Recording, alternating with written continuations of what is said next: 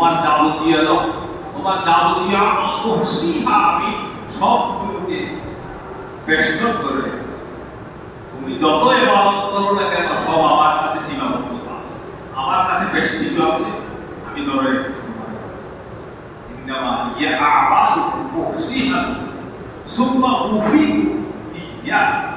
অতঃপর ওই ইবাদত বা ওই আমল থেকে আমি তোমাকে বদলা দেব। সবগুলো আমার কাছে কি আছে? সংরক্ষিত আছে। তোমার ইবাদত যা করেছো, জীবনে যত ইবাদত করেছো, সবগুলো আমার কাছে সংরক্ষিত আছে। সবগুলো কথা তোমার ইবাদত অনুযায়ী আমি অবশ্যই তোমাকে পরিপূর্ণ করে দেব।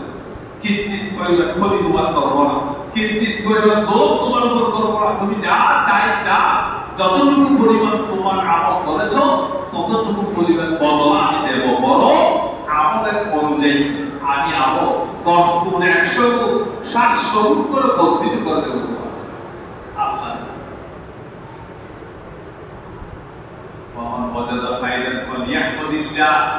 যারা কল্যাণ করতে পারবে, ভালো কাজ করতে পারে, তারা আল্লাহর কাছে শুকরিয়া দেবে।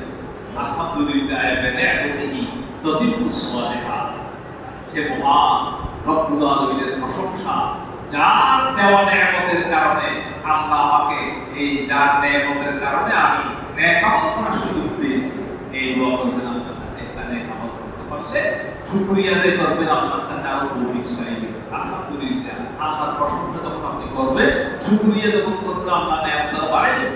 আলহামদুলিল্লাহ বেনিআমতিহি তাতিম্মু সালিহাত। হাদিস শরীফ হাদিস নেক আমল করার জন্য আল্লাহর কাছে তৌফিক কামনা করার জন্য দোয়া শিখিয়ে দিয়েছেন। আলহামদুলিল্লাহ বেনিআমতিহি তাতিম্মু সালিহাত।